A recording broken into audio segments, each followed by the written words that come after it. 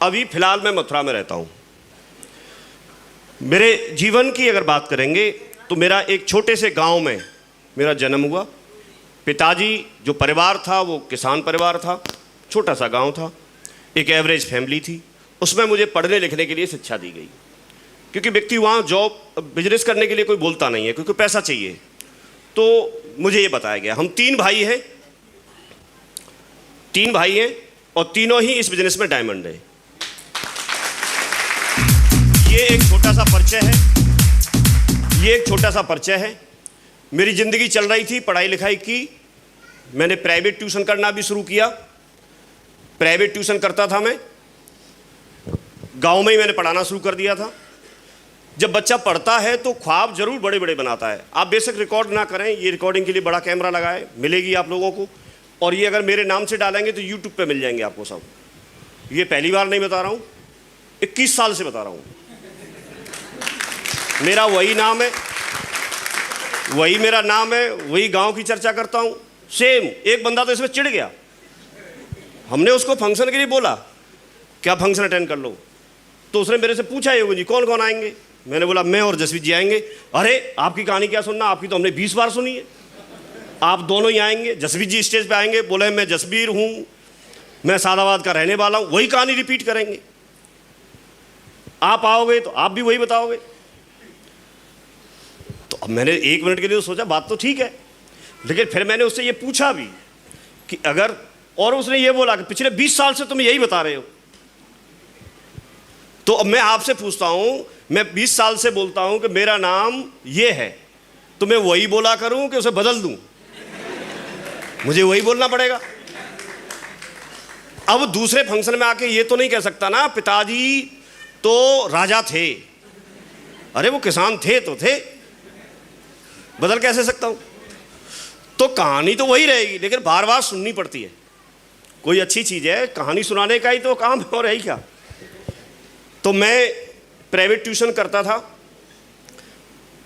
और मेरा ख्वाब था कि मैं भी कोई बड़ी नौकरी करूं, तो उसके लिए तैयारी कर रहा था।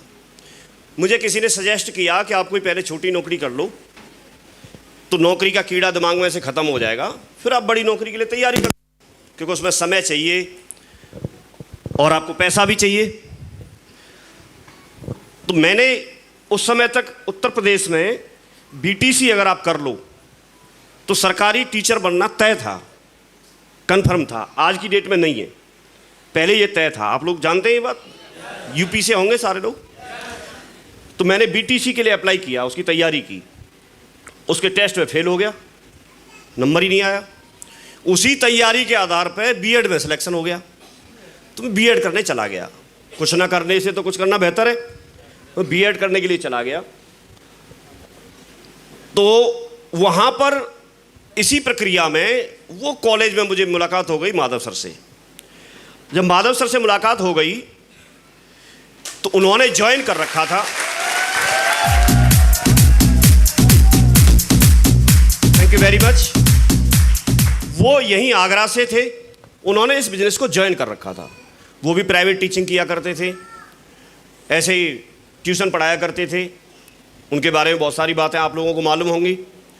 कॉलेज में बीएड करते हुए हम लोगों को मुलाकात हो गई, तो बढ़िया बीएड कर रहे थे, वो भी कर रहे थे, मैं भी कर रहा था, बाकी साथ में और भी स्टूडेंट जो कॉलेज में रहते हैं वो थे। अब अचानक से क्या होता है, उन्होंने जब सेशन, लास्ट सेशन होने वाला था, वहाँ से जाने वाले थे बीएड पास करके, तब उन्होंने मुझे इस बिज़नेस के बारे में कुछ बताना शुरू किया कि एक बिजनेस है, हम पार्ट टाइम में कुछ बड़ा काम कर सकते हैं, कुछ पैसा कमा सकते हैं, कुछ इस तरह से बताना शुरू किया। और आपको उसको समझने के लिए संडे को आना है आगरा में। तो मैं ये कह करके टालता रहा कि मैं सोमवार से लेके शनिवार तक जो कॉलेज का टाइम होता है उसमें तो मैं आता हूँ आपके पास आगरा में, तो संडे को ही क्यों बुला रहे हैं, संडे को तो छुट्टी रहती है। और संडे को मैं सादाबाद से, और सादाबाद में भी गांव था, वहाँ गांव से मैं यहाँ पर आऊँगा, क्योंकि साधन तो ऐसे साधन थोड़े थे पहले। तो मैं वो संडे के चक्कर में टालता रहा, काफ़ी टाइम निकल गया, लेकिन वो तो काम कर ही रहे थे। और आपने देखा होगा जब कोई व्यक्ति प्रयास करता है, जब किसी चीज़ के लिए अच्छा लगता है उसे तो फॉलोअप करता है, प्रयास करता है। तो उनके साथ एक अच्छी बात ये थी कि फॉलोअप करने के लिए लोग जाते हैं, लेकिन उनको जाना नहीं पड़ता था, क्लास में ही मिलता था मैं, तो वो मुलाकात हो जाती थी। तो एक बार उनका एक चेक आ गया 3000 कुछ रुपए का। चेक देखने के बाद मुझे लगा कुछ ना कुछ तो है, एक बार समझना चाहिए, देखना चाहिए, क्योंकि देखने में कोई बुराई नहीं है।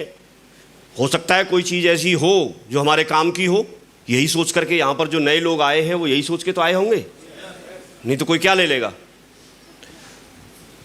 तो उस दिन मैंने डिसाइड किया कि मैं प्लान देखने के लिए जाऊंगा। 7 सितंबर 2003 को मैं आगरा में प्लान देखने के लिए आया। मैंने प्लान देखा, प्लान काफ़ी अच्छा लगा और उस दिन मेरी ज्वाइनिंग पक्की हो गई। मैं गया, मैं प्राइवेट ट्यूशन करता था, मैंने लोगों से पैसा इकट्ठा करना शुरू किया। मेरा पढ़ाने पे कम ध्यान था, पैसा इकट्ठा करने पे ज़्यादा था, क्योंकि बाकी पैसा लगाना था, कुछ सामान लेना था। तो ये सब कुछ करने के बाद मैंने 9 सितंबर 2003 को मेरी इस बिज़नेस में ज्वाइनिंग हुई। आज अभी ये जो सितंबर आएगा इसमें मुझे 21 साल कंप्लीट हो जाएंगे। यहाँ इस हॉल में अगर हम देखेंगे तो 500-700 लोग बैठे हैं। इसमें से मुझे लगता है करीब 100-150 लोग तो ऐसे होंगे जिनकी उम्र 21 साल से कम होगी। सच है कि नहीं? तो ये जो 100-150 लोग होंगे, ये जब पैदा हुए थे तब से मैं ये कर रहा हूँ, 21 साल से कर रहा हूँ।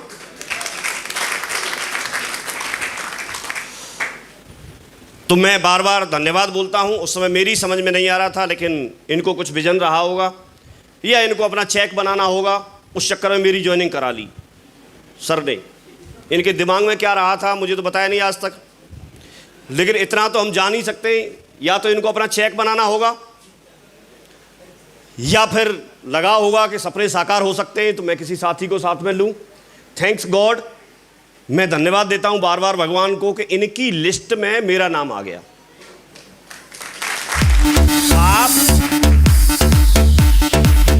आपको एक छोटी सी बात मैं समझाने का प्रयास कर रहा हूं।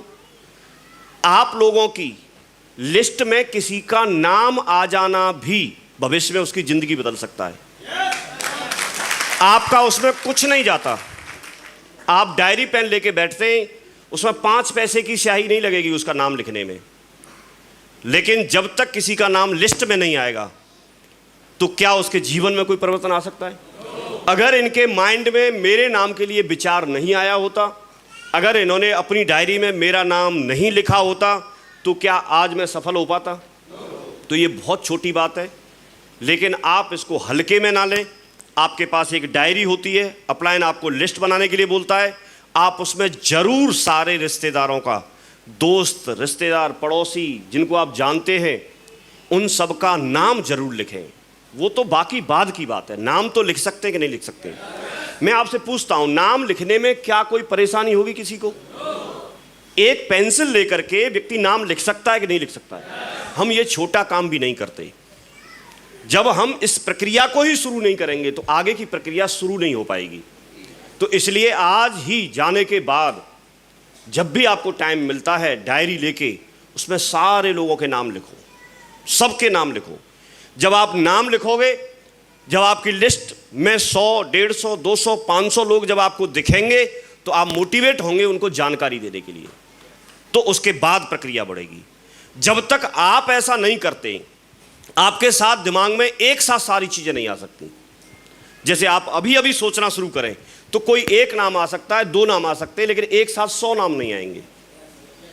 हमारे माइंड की कुछ तो क्षमता है ना, कुछ लिमिटेशंस है कि नहीं है, लेकिन 100 नाम जब सामने लिखे होंगे तो सब ध्यान आ जाएगा।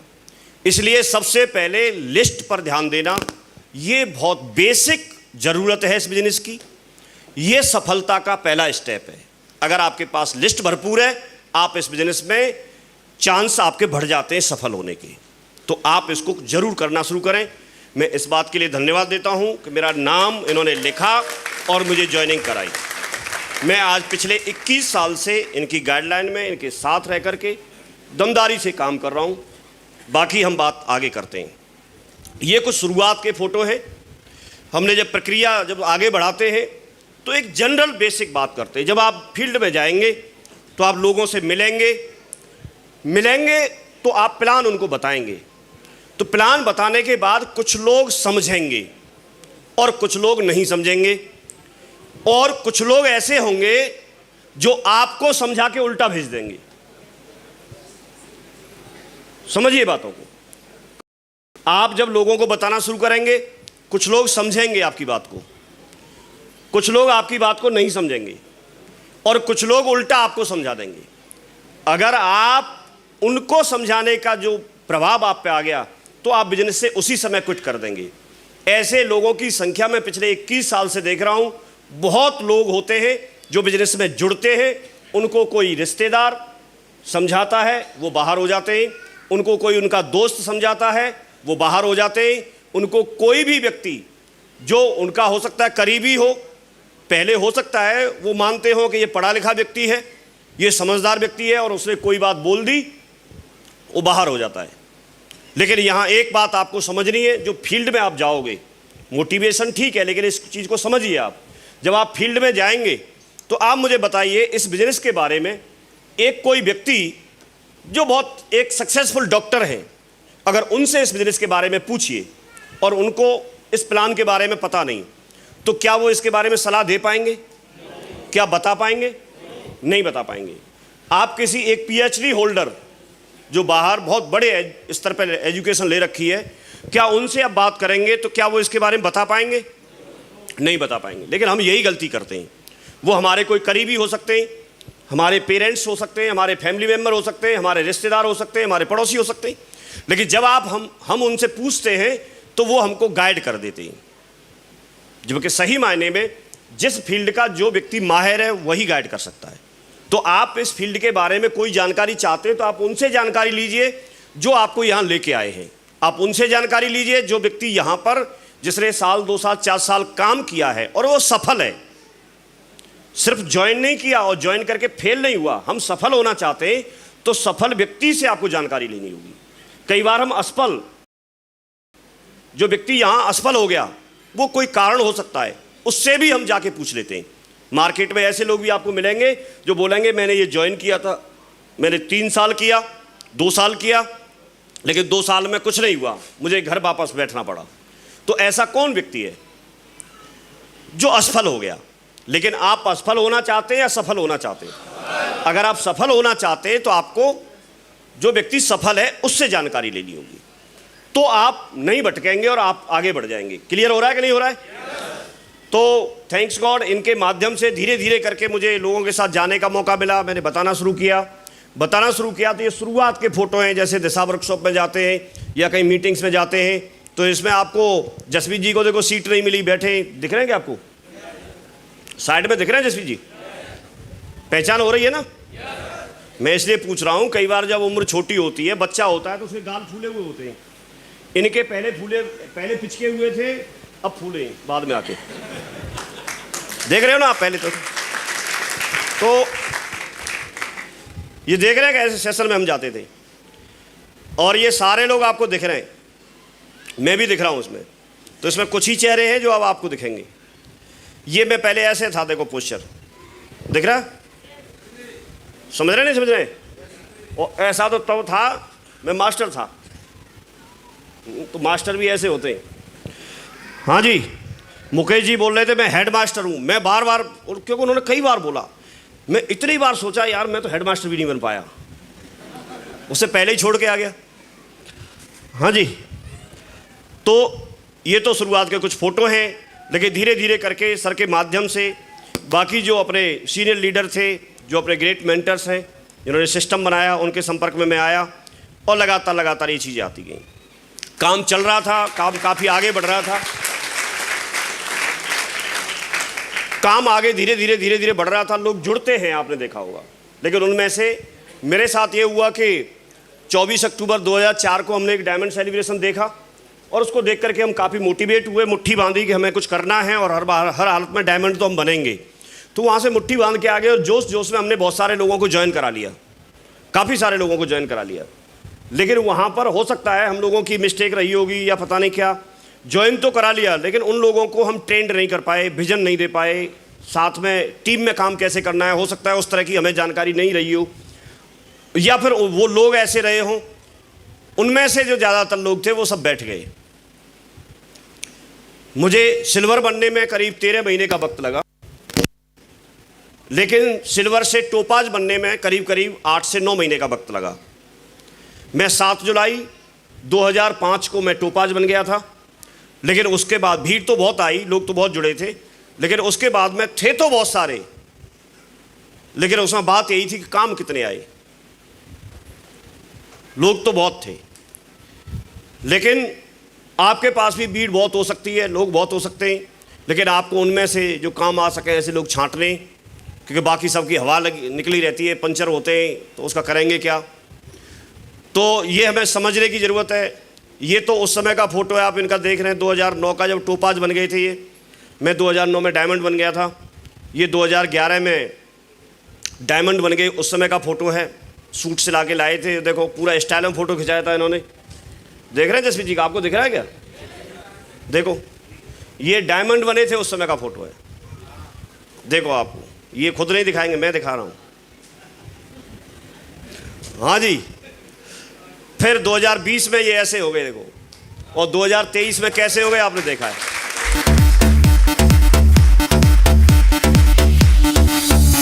मैं आपको ये बताना चाह रहा हूं कि ज़िंदगी तो बदलती है। आप हमको जानते नहीं हैं, आप हमसे फर्स्ट टाइम मिल रहे हैं, लेकिन आप बिलीव करो, हम जो कुछ भी यहाँ बोल रहे हैं उन सारी चीज़ों के प्रूफ है हमारे साथ। हम प्रूफ के साथ बोल रहे हैं। कोई व्यक्ति यहाँ जोश में है, तो जोश में है तो उसके पीछे कुछ है, कुछ है। ये किसी बच्चे ने पूछ लिया था, उसने रॉकेट को आसमान में बहुत तेज उड़ते हुए देखा, तो उसने पूछ लिया अपने पापा से, बोला पापा ये इतनी तेज कैसे दौड़ती है? पापा ने बताया इसके पीछे पूंछ में आग लगी है, नहीं तो दौड़ ही नहीं सकती। तो यहां ये जोश में है ना, जो कोई डांस कर रहा है, कोई कुछ बोल रहा है, कोई कुछ बोल रहा है, ये जोश में है, इनको कुछ दिख रहा है, आपको भी दिखेगा। अब ऐसे हो गए देखो ये। तो जिंदगी तो बदलती है। एक ऐसे व्यक्ति जो आज व्यक्तित्व में कन्वर्ट हो गए, आज ये एक पर्सनैलिटी है, आज इनको लोग फॉलो करना चाहते हैं। आज डायरेक्ट सेलिंग इंडस्ट्री जो करीब 25 साल पुरानी इंडस्ट्री है इंडिया के अंदर, जितनी भी कंपनियां काम करती हैं, जितने भी लोग काम करते हैं, वो इनको सुनना पसंद करते हैं, वो इनके जैसा बनना चाहते हैं। आज इनके अंदर जो मैच्योरिटी है, जो समझ है, जो चीज़ें इन्होंने सुनी हैं, जो अपने आप को स्किल डेवलप किया है, ये एक बहुत बड़ी बात है। किसी भी व्यक्ति को ज़िंदगी में एक अच्छी गाइडलाइन मिलना, एक अच्छी गाइडेंस मिलना, ये बहुत महत्व रखती है। सिर्फ चलना जरूरी नहीं है, सही डायरेक्शन में चलना जरूरी है। कोई व्यक्ति यहां से अगर कानपुर जाना चाहता है तो उसके लिए आप ये बोलेंगे उसे चलना पड़ेगा, नहीं, कानपुर की दिशा में चलना पड़ेगा। क्योंकि अगर विपरीत दिशा में या किसी और दिशा में वो व्यक्ति दौड़ेगा भी तो भी कानपुर नहीं पहुंचेगा।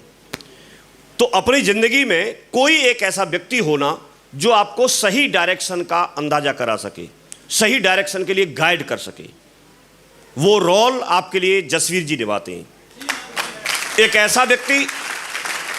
ऐसा व्यक्ति जिसने कंपनी के सबसे बड़े लेवल तक का रास्ता तय कर लिया है, तो वही बता सकते हैं। जिसने 20 साल सारे संघर्षों को झेल करके काम कर लिया है, 20 साल का उनके पास में एक अनुभव है। उनके साथ में सिर्फ उनकी जिंदगी नहीं बदली है, उनके साथ में और भी हजारों लोग हैं जिन्होंने अपने जीवन को परिवर्तन किया है। लाखों की संख्या में लोग हैं जो उनको आज फॉलो करते हैं और उनसे प्रेरित होते हैं और अपने जीवन में कुछ करने की कसम खाते हैं। तो ऐसे पर्सनैलिटी का अपने अपलाइन में होना ये बहुत बड़ी बात है। और क्योंकि वो आपके अपलाइन में हैं, आपके साथ हैं, आपको जरूर सारी चीज़ें वो बताते हैं, आपको सिर्फ जैसा बताते हैं वैसा करने की ज़रूरत है। मैं प्राउड फील करता हूं कि वो मेरी टीम में हैं, मेरे साथ में मिलकर के उन्होंने काम किया। वो उस समय के साथी हैं जब मेरे पास भी कुछ नहीं था सिवाय इनके। लेकिन आज 21 साल बाद अगर हम देखते हैं तो आज समझ में आता है कि ये थे, तो आप ये नहीं कह सकते कुछ नहीं था। अगर ऐसा लीडर साथ में है तो फिर सब कुछ है। क्योंकि एक तरफ आप लाखों लोग खड़ा कर दो और एक तरफ आप इनको अकेले खड़ा कर दो, तो बात वही हो जाएगी जहां श्री कृष्ण भगवान ने अर्जुन और दुर्योधन दोनों से पूछा था।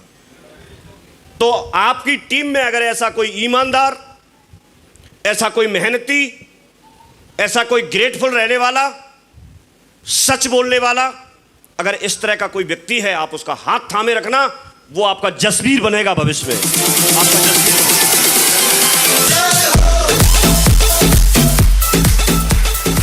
ये एक संयोग होता है, ये एक संयोग होता है कि आप इसी टीम में आए। ये भी एक बहुत बड़ी बात है। दूसरी जगह भी लोग जुड़ते हैं, लेकिन आप इसी टीम में आए। वो लोग बोलते हैं कि हम उनकी टीम में नहीं हैं। आपके लिए बहुत बड़ा प्लस पॉइंट है। एक बात यहां पर पूरी हो जाती है, और उन्होंने हमेशा फोकस किया उन लोगों पे जो उनके साथ रहे, क्योंकि लोग जाते आते रहते हैं, वो तो रहेगा, और इस चीज़ को आपको भी समझना है। कोई व्यक्ति जाएगा, कोई व्यक्ति आएगा। भाई एक ट्रेन चलती है तो स्टेशन पर कुछ सवारियां उतरती हैं तो कुछ चढ़ती हैं, ट्रेन तो फुली चलती है। यस और नो? आप कभी प्राइवेट बस में सफ़र किया होगा, तो जैसे जैसे स्टॉपेज आएंगे तो कुछ सवारियां उतरती रहती हैं और कुछ चढ़ती रहती हैं। फ़र्क क्या पड़ रहा है? आपको सफ़र कहाँ तक करना है। आप उतनी दूरी तय करते हैं जहाँ आपका डेस्टिनेशन है, तो आपको ये देखना है कि आपको कहाँ तक जाना है। मैंने ये तय किया था कि मैं इसके साथ रहूँगा, मैं काम करता रहूँगा, तो मेरे साथ लोग आते गए, चलते गए। वही चीज़ जसवीर जी ने अपनाई कि जो भी मेरे पास है वही मेरे लिए खास है। जो है साथ में, जैसा है, जब अगर दम हमारे अंदर है तो हम उसी को स्टार बना लेंगे। और यही बात पे काम करना आपको। कर सकते हैं फोकस करके। आपकी सफलता इस बात से नहीं आंकी जाती कि आपके पास कितने संसाधन हैं। आपकी सफलता इस बात से नहीं आंकी जाती कि आप क्या कमाते हैं। आपकी सफलता इस बात से नहीं आंकी जाती कि आप कितने बड़े महल में रहते हैं। लेकिन आपकी सफलता इस बात से आंकी जाती है कि आपको कितने लोग हैं जो आपको आदर्श मान करके अपने जीवन में कुछ करने का कसम खाते हैं, आपके जैसा बनना चाहते हैं, आपके जैसा बनना चाहते हैं। एक कोई अतीक सिद्दीकी मेरठ से, उन्होंने ये लिख करके दिया, आप पढ़ के देखो, और इसका फ्रेम करा के दिया जसवीर जी को। उनकी दिली इच्छा क्या रही होगी, पढ़ के देखो। बड़ा आसान लगता है सफर मेरी कमाई का, सहा है दर्द मैंने भी खुद से लड़ाई का। जमाने बीत जाते हैं अपनी चाहत को पाने में, सांसें तक लगा दी अपनी जिंदगी बनाने में। ये जमाना तुमको यूं बेकार कर देगा, मगर जिस दिन भी समझेगा ये तुम्हें स्टार बना देगा। वही लहजा, वही जज्बा, वही ईमान पैदा कर, झुका दे सर जो दुश्मन का तू ऐसी शान पैदा कर। कोई रास्ता नहीं देता तू खुद में जान पैदा कर।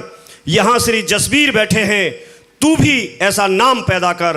मैंने जो ख्वाब देखे हैं उसकी तावीर कैसी हो, वो चांद जैसी हो, उसकी तकदीर जैसी हो। मैं सोचता हूँ इस नेटवर्क में मेरी तस्वीर कैसी हो।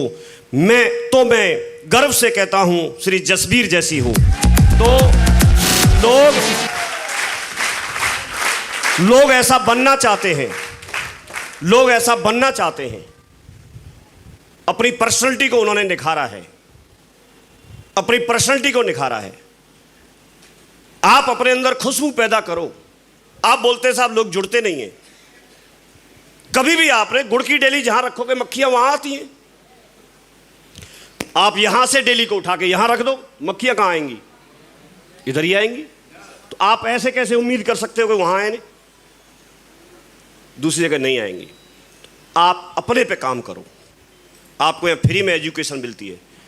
आप बात करने के तरीके को सुधारो, आप अपने व्यवहार के तरीके को सुधारो। अगर कहीं मिस्टेक होती है तो अपने आप को तराशते रहो, ट्रेनिंग दिलाओ। और आप जब इस तरह की पर्सनैलिटी निखर के आते हैं तो लोगों की कमी नहीं है, लोगों की कमी नहीं है। मैं एक पुराना वीडियो देख रहा था, उसमें मैंने बोला था, जब उस समय किसी ने बोला होगा कि हम 2028 तक चाइना को पीछे छोड़ देंगे। मेरा भ्रम तोड़ दिया उन्होंने, 2023 में पीछे छोड़ दिया।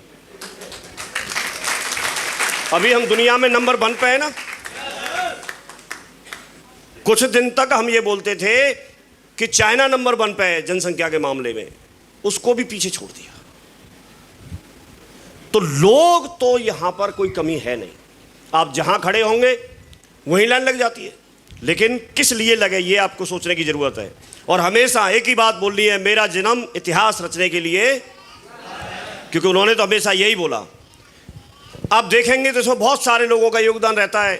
जब जिंदगी को आप पढ़ेंगे तो आप इमोशनल हो जाएंगे, आप सोच नहीं पाएंगे ऐसा कैसे हो सकता है।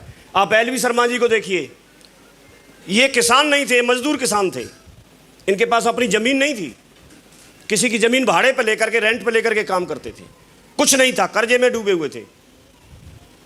एक ऐसा व्यक्ति जिसके पास साधन के नाम पर कोई चीज़ नहीं थी, मकान नहीं था रहने के लिए, लेकिन एक जज्बा था, उनको एक मौका चाहिए था, काम करना शुरू किया, लोगों से मिले, कोई बात नहीं मानता था, कितने सारे लोगों से कर्जा भी ले रखा था, लेकिन करना चाहते थे, दिली इच्छा थी, भगवान से गुहार लगाते थे। आज आप कर गए, देखो आज आपके सामने सफल हो गए। इनसे लोग मोटिवेट होते हैं। जो व्यक्ति अपने जीवन में कभी मोटरसाइकिल खरीदने की सोच नहीं सकता था, खरीदने की तो बात दूर है, आज एक दमदार फॉर्च्यूनर कार में चलते हैं।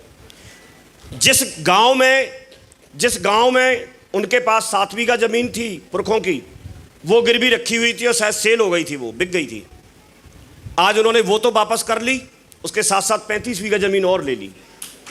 आप ऐसे कैसे सोच सकते हैं? बात ये नहीं कि क्या कर लिया, हो सकता है आप लोगों के, कई लोगों के लिए बहुत छोटी सी बात हो सकता है, लेकिन उस व्यक्ति के लिए बहुत बड़ी बात है, उस व्यक्ति के लिए बहुत बड़ी बात है। तो ये एक जीवन है, यहां से एक ऐसी अपॉर्चुनिटी मिलती है कि व्यक्ति सफल हो सकता है, कोई व्यक्ति प्रेरित हो सकता है। बहुत सारे लोग प्रेरित होते हैं शर्मा जी को देख करके, और आज भी इतनी मेहनत करते हैं, कहीं भी घूमते रहते हैं, कैसे भी ले जाओ उनको। बढ़िया आदमी कृष्णपाल चौधरी साहब, आप बहुत सारे लोगों ने इनसे मिले होंगे, सुना होगा। तेल चीनी का कोटा था, किसान थे, गांव में रहते थे, पढ़ाई लिखाई कोई बहुत ज़्यादा की नहीं, लेकिन एक जज्बा था। आज आप देखेंगे तो उनके अंदर स्किल है, उन्होंने अपने आप को डेवलप किया है, लाखों की टीम को लीड करते हैं, ढेर सारे लोग हैं उनको फॉलो करते हैं, और आज एक अच्छे ब्रांड जगुआर कार में चलते हैं। अब देखिए जगुआर बड़ी बात होती है। तो एक गांव से निकल करके व्यक्ति आज ग्रेटर नोएडा में अपना दमदार कोठी बना करके रहता है, ये बहुत बड़ी बात है। आज उनके पास में एक स्टार जिंदगी है, आज उनके पास में जो बोला जाता है पैसे की फ्रीडम, टाइम फ्रीडम, वो सब कुछ है। आज उनके पास बहुत अच्छी ज़िंदगी है। एक दिन वो भी ऐसे ही प्लान दिखाते थे, घूमते रहते थे। संजीव डॉक्टर साहब, जिन्होंने डॉक्टर साहब की ज्वाइनिंग कराई, ये डॉक्टर साहब इनको बोलते तो हैं, लेकिन ये भैंस जो होती है उनके डॉक्टर थे, पशुओं के डॉक्टर थे, यही सही है ना? और वहीं कृष्णपाल जी के गांव के, इनको भी एक दिन लगा कि यहाँ से जीवन बदल सकता है, अपने आप को समर्पित कर दिया। आज इनका भरोसा देखिए, आज इनके पास में एक ही बेटा है, और दोनों बाप बेटा, दोनों ही पिता पुत्र, दोनों ही इस बिजनेस को करते हैं। जॉब में लग सकता था, लेकिन नहीं, उनका भरोसा है, अटूट विश्वास है। आज खुद एक अच्छे लेवल पे हैं, और बेटा भी अभी धीरे धीरे करके उसका लेवल बढ़ता जा रहा है। आपके सामने ये तीनों लोग बैठे हुए हैं, इनके बारे में आप लोग जानते हैं, लेकिन इतना शालीन व्यक्ति, इतने सभ्य व्यक्ति, ऑलरेडी मार्केट में अपने बिजनेस में सफल थे। कोई व्यक्ति मार्केट में कोई बिजनेस करना चाहता है, अपना कोई शोरूम, अपना कोई दुकान चलाना चाहता है, वो ऑलरेडी खाद बीज की दुकान चला रहे थे, बढ़िया सफल थे, अच्छा टर्नओवर था, पढ़े लिखे दोनों ही डॉक्टर हैं, दोनों ही पीएचडी हैं। योगेंद्र जी रियल भाई हैं डॉक्टर साहब के, प्रमोद जी के। डॉक्टर स्वराज जी प्रमोद जी भाई से भी बढ़कर मानते हैं, शुरुआत से मैंने देखा है उनका रिश्ता इस तरह का है। एक कमिटमेंट किया और डिसीजन लिया। इनसे किसी ने बोला नहीं कि आप अपना काम बंद कर दीजिए, लेकिन डिसीजन लिया और पूरा फैमिली इस बात के लिए समर्पित हो गई। आज बहुत जुनून के साथ आप देखते होंगे, और डॉक्टर साहब, प्रमोद जी, स्वराज जी, योगेंद्र जी किस तरीके से काम कर रहे हैं। उनके साथ बिमल जी आके साथ में ज्वाइन कर लिया डॉक्टर साहब के साथ में। श्री कृष्ण यादव जी हैं, उन्होंने ज्वाइन कर लिया, वो बेटे के साथ वो भी बिजनेस कर रहे हैं। बेटा भी यहाँ पर मनीष आया था अभी। इन लोगों ने करना शुरू कर दिया, लगातार ये काम कर रहे हैं। रामकेश वकील साहब, आप उनका डेडिकेशन, उनकी मेहनत, उनका सब कुछ आप देख रहे हैं। तो ये इस तरह के लोगों के बीच में आपको आना, क्योंकि इनको तो सफल होना है, इनको तो सफल होना है। आप देखिए कि कोई व्यक्ति आज आप ये देखिए कि जब कोई व्यक्ति डायमंड बनेगा, जब कोई व्यक्ति डायमंड बनता है तो डायमंड कब बनेगा? उसके पीछे कोई तो ओपल बनेगा ना, कोई तो ओपल बनेगा। और जब ये ओपल जब डायमंड बनेगा तो फिर कोई और ओपल बनेगा कि नहीं बनेगा? और जब ये वाला ओपल, जब ये डायमंड बनेगा तो फिर कोई और ओपल बनेगा। और ये ओपल, क्योंकि ओपल बनने के बाद तो छोड़ेगा नहीं, ये ओपल जब डायमंड बनेगा तो फिर वहां पर कोई और ओपल बनेगा। ये प्रक्रिया कब खत्म होगी? कभी नहीं होगी, क्योंकि वो व्यक्ति जी तोड़ मेहनत करेगा, उसने 2 साल 3 साल 4 साल 5 साल का वक्त लगाया हुआ, और जब ओपल तक पहुंच गया तो डायमंड हर हालत में हासिल करेगा ही करेगा। ये बात सही है कि नहीं? तो यहां पर जो डायमंड बनने के बाद ओपल जो बनने वाला है या यहां पर आने वाला है, वो व्यक्ति कौन है? वो व्यक्ति वो है जिसने एक दिन ज्वाइन किया, उसने संघर्ष का भी सामना किया, नो का भी सामना किया, सारी चीजों के बावजूद भी वो व्यक्ति बिजनेस में बना रहा। मैं आज 21 साल बोल रहा हूं, तो 21 साल का मतलब यह है कि 21 साल से मैं बिजनेस में हूं, तभी तो बोल पा रहा हूं। अगर मैं 2 साल में आउट हो गया होता तो, 10 साल में आउट हो गया होता तो नहीं बोल पाता। तो एक ये भी बहुत बड़ी बात होती है कि आप हर परिस्थिति में अपने आप को समझा के इस बिजनेस में डटा के रखें, बना के रखें। तो आप अगर यहां से कुछ लेके जा सकते हैं तो आप इस तरह का कमिटमेंट लीजिए जिस तरह का इन लोगों ने कमिटमेंट लिया कि हम हर हालत में बिजनेस में बने रहेंगे।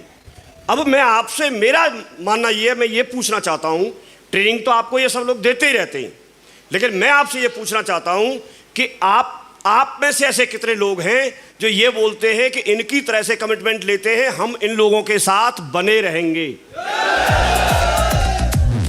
ये आपके लिए सफलता की पहली सीढ़ी है, ये आपको सफलता के लिए प्रेरित करती है। जब आपको ये लगता है कि हमको करना ही है तो आप आगे सोचने के लिए मजबूर होते हैं। जब आपके दिमाग में ये बात आती नहीं कि करना नहीं है, करना है, तो फिर आप कुछ कर ही नहीं सकते।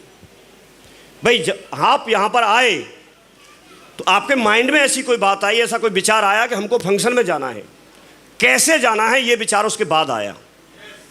आप मोटरसाइकिल से जाएंगे, ऑटो से जाएंगे, कार से जाएंगे, बस में बैठ के जाएंगे, कैसे जाएंगे, ये विचार बाद में आया। पहले विचार कौन सा आया? मुझे वहां जाना है। तो जब आपको डायमंड बनना है और आपको डट के काम करना है तो फिर अगला विचार आता है। तो आप पहले ये तय करें। ये चीज हमको बार बार बताई जाती थी।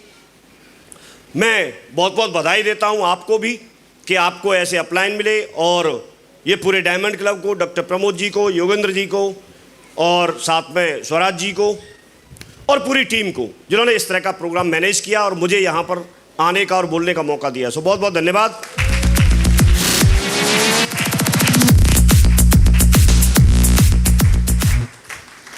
आज आप देखेंगे तो रणवीर चौधरी साहब यहाँ पर बैठे हुए हैं।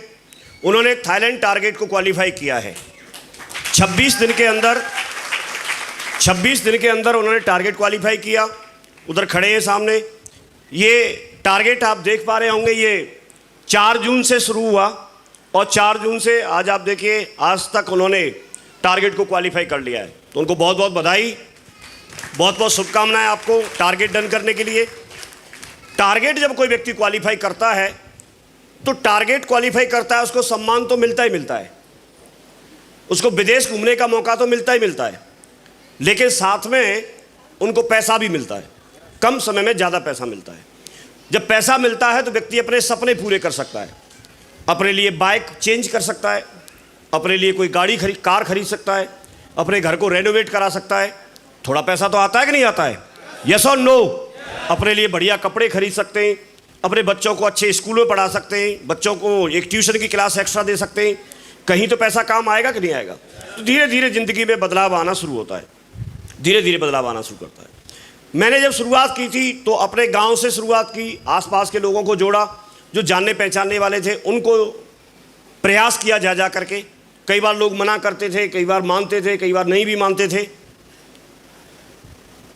एक स्थिति ये आ गई कि आसपास के कुछ लोग जुड़ गए, तो जब हम लोगों को जोड़ते हैं तो उनसे वादा करते हैं कि हम साथ देंगे, हम आपके साथ काम करने के लिए चलेंगे। मैं क्योंकि गवर्नमेंट टीचर था तो प्राइमरी स्कूल जो होते हैं उसमें जाके मैं बैठता था, और ये आसपास के लोग, ये इनके गांव के कुछ लोग थे, जसवीर जी के, खुद ये भी, तो ये क्या करते थे, मेरे स्कूल का पता चल गया तो ऐसा नहीं था कि मैं पढ़ाता नहीं था, लेकिन ये लोग पढ़ाने भी नहीं देते थे कुछ, क्योंकि टीम आके बैठ गई तो क्या करे, और उनको वादा किया हुआ है, तो फिर वहाँ डिस्टर्ब हो जाता था। एक बार का वाकया ये हुआ कि कुछ ज़्यादा ही हद हो गई, एक को भेजा दूसरा आ गया, और मैं स्कूल छुट्टी के टाइम से पहले फ्री नहीं हो सकता, और उस समय ये हालत नहीं थी कि नौकरी छोड़ दो, शुरुआती थी, तो जो हेड मास्टर हैं उनका फ़र्ज बनता है भाई, वो तो सहायक को रोकेंगे, क्यों मुकेश जी, अब लगातार ऐसे कैसे सहन करें वो कि हर बार उनकी स्कूल की कुर्सियों को आके तोड़े कोई, और वहाँ प्लान की, बिजनेस की बात होती रहे। उन्होंने कुछ अंकुश लगाना शुरू किया, तो अब हम क्या करते थे, कुछ तरीका निकालते थे, श्री कृष्ण जी। तो वहाँ मेरे दिमाग में आया कि जब ये रोका राखी कर रहे हैं, तो मैंने उन्हें हेडमास्टर को प्लान दिखा दिया और उनके बेटे को जोड़ दिया। मैंने पूछा, मैंने आप तो हेडमास्टर हैं लेकिन बेटा क्या करता है? बोला बेटा किताब की दुकान चलाता है। मैंने कहा उससे कैसे बात बनेगी, उसके सपने होंगे। अरे बोला माँ साहब क्या करें, नौकरी मिल नहीं रही, तो अब उसे कोई धंधा खुलवा दिया हमने टेढ़ी बगिया पे यहीं। मैंने कहा अच्छा, कुछ और करना चाहता है? अरे और क्या करे, कुछ है ही नहीं। तो मैंने बोला मैं बताता हूँ, ये लोग जो आते हैं ना, इनके पास बहुत अच्छी जुगाड़ है। अपना बताऊँगा तो फिर दिक्कत थी, तो सतीश जी का इनका लिए बोला मैंने, तो उनसे मैंने प्लान दिखवा दिया। मास्टर साहब तुरंत तैयार, और मेरे से बोले तुम यही करने जाते थे, तुमने पहले से क्यों नहीं बताया मुझे? अब मैं मन ही मन सोच रहा कि मैं तो मास्टर था, तुम हेड मास्टर है, मैं कैसे बता देता। मुझे डर था कि यहाँ रोक के ना बिठा लें, भाई बॉस तो वही थे ना वहाँ। अब उस दिन के बाद हमारे पास एक तरीका निकल आया, जब भी मुझे जाना होता था मैं बोल के जाता था कि आपके बेटा की लेग में काम करने जा रहे हैं, फ्री हो गए। तो वहाँ तरीका निकाल लिया। शुरुआत के ऐसे बहुत कहानी किस्से हैं, सारे नहीं सुनाएंगे, गर्मी बहुत है, लेकिन धीरे धीरे करके काम बढ़ा। मैं आपको ये समझाना चाह रहा हूँ कि आज आप देखेंगे तो ये मैप लगाया हुआ है, मैं ध्यान से देख रहा था, तो इसमें कोई भी स्टेट ऐसा नहीं बचा कि जहाँ हमारी टीम नहीं हो। स्टेट के बाद मैंने स्टेट में जो मेन डिस्ट्रिक्ट हैं उनका भी लगा लिया। हाँ डायमंड भी है, सब जगह डायमंड है। तो आप इनमें देखेंगे मेन सिटी में ये जितने सिटी आपको लिखे दिख रहे हैं, वो सारी जगह से कोई ना कोई व्यक्ति है हमारा। हालांकि इसमें वक्त लगा, टाइम लगा, लेकिन अगर मैं नहीं करता तो भी तो ये टाइम निकल ही जाता ना। भी मेरे साथ के लोग आज भी तो टीचर ही है ना वहाँ पर, उनकी तनख्वाह है 80-85 हज़ार रुपये है। मेरे संग के ये भी कौन से बाद के संग के होंगे? कब के हो तुम? 2006। हाँ तो थोड़े ही बाद के, मैं थोड़ा इनका सीनियर रहा। हाँ जी, तो मैं वहाँ से जॉब को छोड़ के आ गया, फ्री हो गया। आज पूरी इंडिया में ये बिजनेस चलना शुरू हो गया। आज जैसे हम आगरा में खड़े, ऐसे ही लोग हर जगह मिलते हैं। आज आपको ये जानने की ज़रूरत है कि आज जो शेफसॉप कंपनी है वो 23 साल पुरानी कंपनी है। 23 साल से लगातार सक्सेसफुली मार्केट में काम कर रही है। आज वो हर क्षेत्र में काम करती है। आज यहाँ पर प्रोडक्ट लगाएंगे तो प्रोडक्ट सारे आप लगा भी नहीं पाएंगे, इतने सारे प्रोडक्ट हैं। डेली उसमें 2-4 नए प्रोडक्ट आते हैं। आप चाहे फैशन से रिलेटेड हो, चाहे होम केयर में हो, वेलनेस में हो, हेल्थ केयर में हो, पर्सनल केयर में हो, चाहे ग्रोसरी के आइटम हो, चाहे एजुकेशन से संबंधित हो, चाहे आध्यात्मिकता स्पिरिचुअलिटी से संबंधित हो, हर तरह का प्रोडक्ट आपके पास है। प्रोडक्ट के मामले में, डिलीवरी के मामले में और प्रोडक्ट रेंज के मामले में आज भी अगर आप देखेंगे तो शेफसॉप इंडिया में नंबर 1 पे है। आज उसके पास जो नेटवर्क है, आज उसके पास जो लोग हैं, वो लोग ऐसे हैं, वो कभी दूसरी कंपनी की बात नहीं करते, वो किसी कंपनी के किसी दूसरे बंदे को तोड़ने की बात नहीं करते। वो बहुत एथिकल, बहुत दमदार और बहुत एजुकेटेड लोग हैं बिजनेस के मामले में। शेप शॉप के बाद बात करेंगे तो आज उसकी एक छवि जो है वो स्वच्छ छवि है। आज उसके पास में उनके जो डायरेक्टर हैं, पांचों के पांचों डायरेक्टर बहुत विजनरी डायरेक्टर हैं।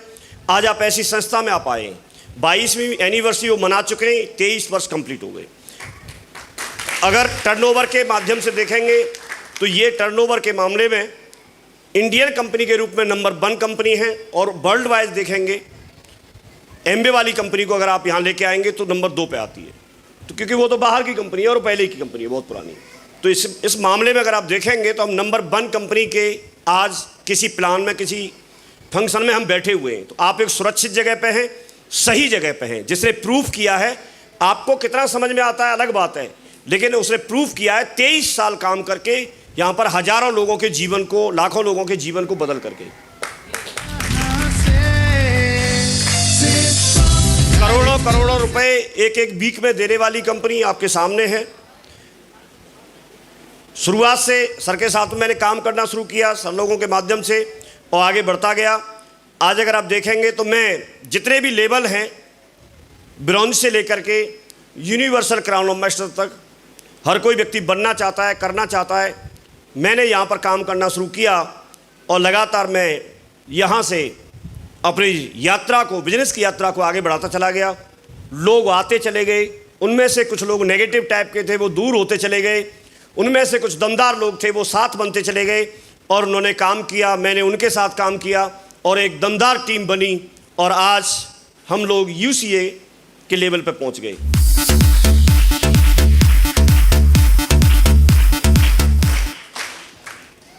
आपके पास में एक चॉइस होती है कि आप डायमंड बनना चाहते हैं, डायमंड क्लब में जाना चाहते हैं, रेड क्लब में जाना चाहते हैं, ब्लू क्लब में जाना चाहते हैं। लेकिन जैसे जसवीर जी ने बताया, आप तुरंत इनमें नहीं पहुंच सकते, लेकिन आप सबसे पहले अपने आप को कोर क्लब को क्वालिफाई कीजिए। जब आप कोर बनते हैं तो कोर बनने के बाद में ही आप और कुछ बनते हैं। पहले आपको कोर बनना होता है, तो आप पहले कोर बनिए, कोर क्लब को क्वालिफाई कीजिए। कोर क्लब को क्वालिफाई करने के लिए कोर ट्रेनिंग होती है। जितने लोगों ने ट्रेनिंग ले रखी है, अच्छी बात है, उसको अपने ऊपर अप्लाई करो। और जिन्होंने कोर ट्रेनिंग नहीं ली है, वो जब भी आपको मौका मिलता है, जब भी आपको सूचना मिलती है कि कहीं कोर ट्रेनिंग हो रही है, तो वहाँ जाके कोर ट्रेनिंग आप लो। किसी भी काम को सीखना होता है।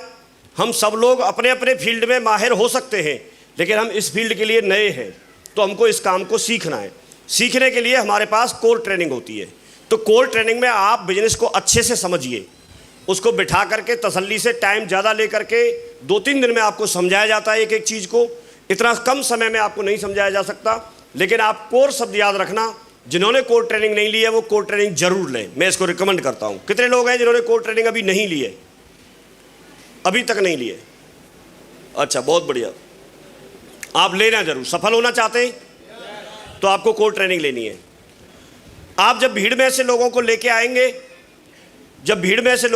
आएंगे, जब आप जुड़ते हैं तो आपके पास में दो चीज़ें होती है। एक तरफ आपके अपलाइन है जो इस बिजनेस के बारे में बहुत कुछ जानते हैं, दूसरी तरफ आपके पास एक फील्ड है जिसमें आपके रिश्तेदार, पड़ोसी, दोस्त, फ्रेंड हैं। उधर आप जाते हैं तो वो आपको कुछ और समझाते हैं, इधर आप आते हैं तो ये लोग कुछ और समझाते हैं, और आप बीच में फंस जाते हैं। आप सोच नहीं पाते आप क्या करें, आप इनकी बात माने या इनकी बात माने। आपको इधर ये जो बिजनेस में जो सफल लोग हैं, वो आपको कोई चेक दिखाएगा, कोई गाड़ी दिखाएगा, कोई फंक्शन में लाके बिठाएगा, तो आपको लगता है कि ये मेरे साथ भी हो सकता है। लेकिन इधर आपके करीबी लोग हैं, आपके कोई रिलेटिव है, उनको ऐसे बिजनेस के बारे में जानकारी नहीं है, और वो आपको बताएंगे कि आप फंसना मत, आपको कुछ नहीं मिलेगा, मैंने किया था, उसने किया था, इसने किया था, ऐसे कुछ एग्जाम्पल देंगे। आप डिसीजन नहीं ले पाते। लेकिन जब चीज़ों को आप तसल्ली से देखते हैं, डिसीजन एक्चुअली आप ही का होता है।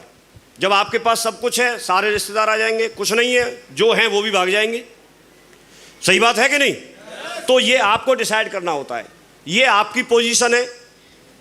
आपको एक्टिव अपलाइन के रूप में ये मिल जाते हैं, इधर सिस्टम आपको सिखाने के लिए मिल जाता है। जब तक आप चीज़ों को सीखेंगे नहीं, जब तक समझेंगे नहीं, तब तक बिजनेस में आगे बढ़ेंगे नहीं।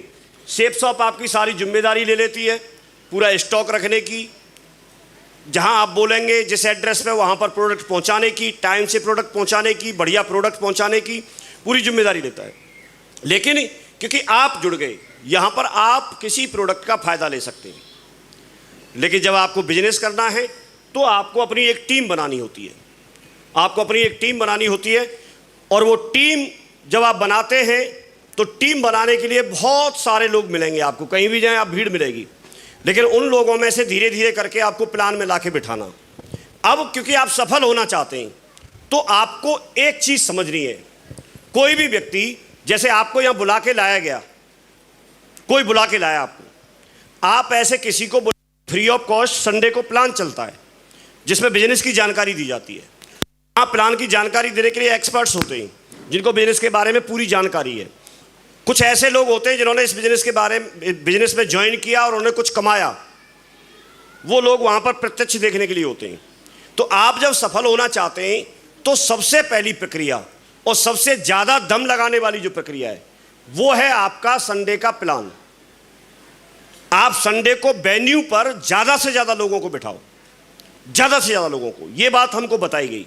तो हम लोगों को भर भर के और लोगों को पूरा और सैकड़ों की संख्या में लोगों को हम लेके आते थे, यहाँ आगरा में लेके आते थे। तो आपको भी ये करना है, लेकिन उनमें से कुछ लोग आपके इनविटेशन को स्वीकार करेंगे, कुछ स्वीकार नहीं करेंगे, कुछ आएंगे, कुछ नहीं आएंगे, कुछ लोग बात को मानेंगे, कुछ नहीं मानेंगे, लेकिन उन्हीं में से कुछ लोग आपके साथ आ जाएंगे, कुछ साथ आ जाएंगे। जब साथ आ जाएंगे तो वो आपकी टीम में ज्वाइन करना शुरू करेंगे। अब जो ज्वाइन करना शुरू करेंगे उसमें से भी धीरे धीरे करके फिर आपकी एक टीम बनना शुरू होगी। जब टीम बनना शुरू होगी तो आपको फिर यहाँ पर, जैसे किसी की सपोज करो, यहाँ काउंटिंग तो नहीं होती, बिजनेस वॉल्यूम काउंट होते हैं अभी, लेकिन धीरे धीरे करके जैसे बिजनेस वॉल्यूम आपका बढ़ेगा तो फिर आप ब्रॉन्ज बनेंगे, फिर सिल्वर बनेंगे, तो आपको यहाँ सम्मान मिलना शुरू होगा, फिर आप गोल्ड बनेंगे, धीरे धीरे करके ये सारी चीज़ें आपके साथ होंगी। तो आपको वहीं तक की जानकारी रहेगी। हम यहाँ से सिल्वर की रिकॉग्निशन लेने के लिए ग्वालियर गए थे और उससे बहुत मोटिवेट हुए। आज भी जिनकी रिकॉग्निशन हो रही है वो लोग भी तो, उनको भी तो मोटिवेशन मिल रहा होगा, और अपनी ज़िंदगी में आप लोग भी ये सब कुछ चाहते हैं तो ये करना है, और अपने आप को लगातार प्लान दिखाने के लिए और लीडरशिप की तरफ लेके जाना है। तो ये बिजनेस कुछ भी नहीं है, सिर्फ यही है कि जो भीड़ है, जो आपके पास टीम है, उसमें से कोर, जो लोग कोर बनाने हैं उनको एक के बाद एक आप इधर इकट्ठे करते जाइए। जैसे जैसे आपके पास इन लोगों की संख्या बढ़ेगी, जो बिजनेस का प्लान दिखा सकते हैं, जो बिजनेस के बारे में पूरी जानकारी रखते हैं, जो लोगों को वेन्यू पे लेके आ सकते हैं, जो प्लानर हैं, जो ट्रेनर हैं, जो फॉलोअप कर सकते हैं, जो इस बिजनेस के बारे में छोटी छोटी चीज़ों को सबको जानते हैं, ऐसे लोगों की संख्या जब आपके साथ बढ़ती है तो आपके साथ काम बढ़ता है। जब तक ये लोग आपके साथ नहीं होंगे, आपके पास अगर एक टीम बन भी गई और उसमें लोग प्लान देना नहीं जानते, लोग इनवाइट नहीं करते, लोग लिस्ट नहीं बनाते, तो भी ये कुछ नहीं कर पाएगी। तो आपको ऐसे लोगों को छांटना है, और ऐसा एक व्यक्ति भी अगर है तो वो आपके बिजनेस को बढ़ाने के लिए, आपको सफलता दिलाने के लिए वो काफ़ी है। तो आप ऐसे लोगों को छांटिए। छांटने से पहले अपने आप को उन सारी चीज़ों पर खरा उतारना है। ये सारी चीज़ें हम लोगों को प्रक्रिया ट्रेनिंग के माध्यम से सब कुछ बताते रहते थे सर लोग, और हमने इनको करना शुरू कर दिया। जब करना शुरू कर दिया तो आज आपके सामने हैं। नेटवर्क की पावर कितनी होती है, इसको हो सकता है आपको अभी समझ में नहीं आए, लेकिन जब आप करना शुरू करते हैं तो आपको इसकी पावर धीरे धीरे करके कंपाउंडिंग इफेक्ट जो है वो यहाँ पर काम करना शुरू करता है। लेकिन आप टीम में बने रहें, सिस्टम के साथ बने रहें, अपलाइन के साथ बने रहें, ये भी बहुत ज़रूरी होता है। एक अंगूर के एग्जाम्पल से आप समझ सकते हैं कि एक कोई व्यक्ति थे, उन्होंने अंगूर का भाव पूछा अंगूर वाले से, तो उसने बताया ये 60 रुपये किलो हैं। कुछ अंगूर कॉर्नर में टूटे हुए पड़े थे। उस अंगूर वाले ने बोला कि ये 20 रुपये किलो है। तो उस व्यक्ति ने पूछा कि ये 60 रुपये किलो और ये 20 रुपये किलो क्यों? तो उसने एक बहुत अच्छी बात बोली। उसने बोला कि अंगूर तो ये सेम है, इसी में से टूट के गिर गए, लेकिन ये गुच्छे से अलग हो गए तो इनका भाव गिर गया है। तो जब आप टीम से अलग हो जाते हैं, जब आप अपनी यूनिटी से अलग हो जाते हैं, जब आप अपने ग्रुप से अलग हो जाते हैं, तो आपका भाव गिर जाता है, आपकी वैल्यू कम हो जाती है। इसलिए हमेशा आप अपनी टीम के साथ बने रहिए, हमेशा आप यूनिटी में बने रहिए, हमेशा ग्रुप के साथ बने रहिए। आपको कोई भी व्यक्ति ज़िंदगी में रोक टोक करने वाला या आपके साथ चलने वाला होना चाहिए। ये प्रूफ के आधार पर मैं कुछ चीज़ें दिखा रहा हूँ, क्योंकि बता के तो यहाँ सारे लोग चले ही गए। ये मेरा शुरुआत में मैंने जैसे बताया कि मैंने 9 सितंबर 2003 को ज्वाइनिंग ली थी।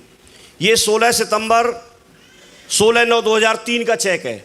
435 रुपये का मेरा चेक आया था, पहला चेक। बाद में आप देखेंगे तो जो भी कैपिंग कंपनी ने निर्धारित की वो सब सारी कैपिंग मैंने ली, चाहे 2 लाख रुपए बिक की हो, 4 लाख की हो, 7 लाख की हो, कोई भी। ये 28 लाख के चेक आए। 20 करोड़ के क्लब में मैं शामिल हुआ। ये मेरी एक कोरोना के टाइम की एक इनकम है। आप ये देख सकते हैं, कोरोना में जो 10.5 महीने करीब, कुछ 45 दिन करीब कंपनी बंद रही थी, तो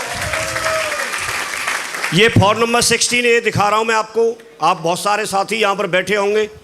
ये 10.5 महीने की करीब इनकम है, 1,92,44,644 रुपये। तो ये चीज़ें रियल में होती हैं, सब कुछ रियल में होता है, लेकिन डटने की और करने की ज़रूरत है। आपको लोग आपको समझाएंगे, दोनों ही जगह समझाएंगे। एक यहां पर ये लोग आके समझाएंगे, दूसरे वो लोग समझाएंगे। ये समझाएंगे, अगर इनका समझ में आ गया तो ये चीज आपके पास भी हो सकती है। उनका समझ में आ गया तो जो है शायद वो भी ना रहे, क्योंकि उनकी सलाह की कोई वैल्यू नहीं है। भाई जिसकी सलाह की वैल्यू होती है, कोई एक अच्छा डॉक्टर आपको कहीं चौराहे पे समझाते हुए नहीं मिलेगा। कोई एक अच्छा वकील अपने बिस्तर पे ही समझाएगा और फीस लेगा पहले। समझ रहे नहीं समझ रहे? आप कभी भी डॉक्टर के पास जाना और 2 लोग जाना दिखाने के लिए। एक जिसकी फीस जमा की है, उसका पर्चा बना के दवा लिख देगा वो। अगर आपने दूसरे को दिखाने का प्रयास किया तो बोलेगा भाई साहब पहले पर्चा बनवा लाओ। पर्चा बनवाना मतलब फीस दे दो पहले, तब सलाह देगा दूसरे के बारे में। ये बात सही है कि नहीं? और अगर कोई भला आदमी हुआ भी, कोई डॉक्टर, भले ही होते हैं हालांकि सारे, ज़्यादा भला हुआ तो वो सलाह तो आपको दे देगा, लेकिन बात बना के भेज देगा। सही सलाह जो देनी चाहिए वो नहीं देगा। कुल मिला के, क्योंकि उन्होंने अपने आप को कुछ वैल्यू क्रिएट की है, उन्होंने अपने आप को कुछ बनाया है। तो आपको मैं ये बताना चाहता हूं कि आप जहां आए हैं वो बहुत सही जगह है। आप जहां आए हैं वहां से लोगों की जिंदगी बदलती है। मेरे से अभी भी कई सारे लोग भरोसा नहीं करते। जब मैं बोलता हूं, एक व्यक्ति मेरे को अभी भी मिल गए, तो वो मेरे से बात कर रहे थे।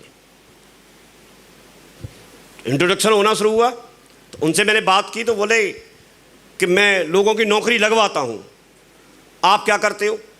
तो मैंने बोला मैं नौकरी छुड़वाता हूं।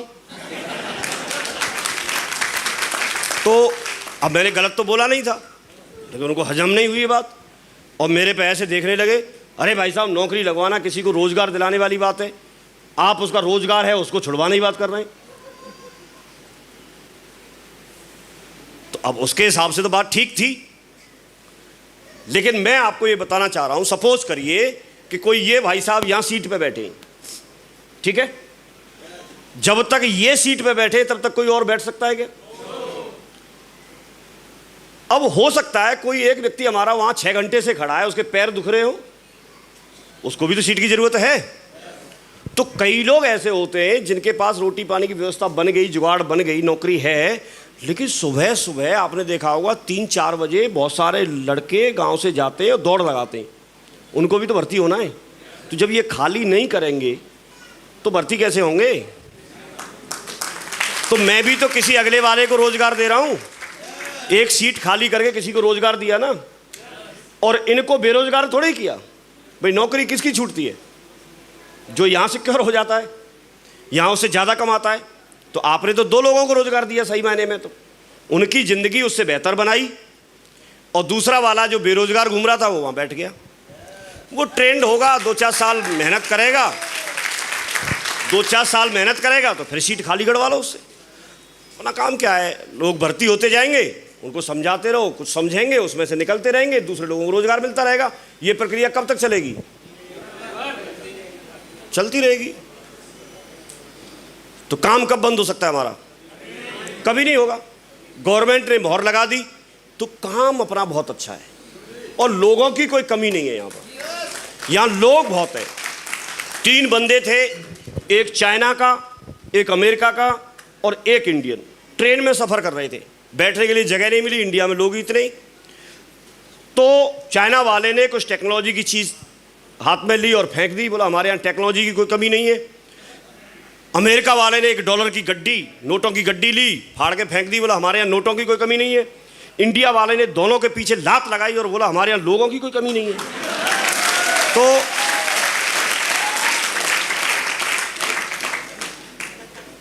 लोग इतने हैं यहाँ कि लोग दूसरी जगह अभिशाप बनते हैं, लेकिन हमारे लिए वरदान है। और मैं तो बहुत खुश हूँ, इंडिया जब से पहले नंबर पे आई है। हमें लोग ही तो चाहिए, हमें लोग ही तो चाहिए। और गवर्नमेंट ने परमिशन दे दी, यूनिवर्सिटी जो है उन्होंने डिग्रियां देना शुरू कर दिया। अब देखो, आप एक उभरते हुए ट्रेंड के साथ हैं, उभरते हुए ट्रेंड के साथ हैं। जब आप कहीं आप ट्रेन व्रेन में जाते हो, जनरल के डब्बे में कभी चढ़ने का प्रयास किया आपने? कभी जनरल के डब्बे में चढ़ते हैं, उसको जनरल का डब्बा क्यों बोलते हैं? क्योंकि उसमें चढ़ने के लिए जनरल जैसी ताकत लगानी पड़ती है।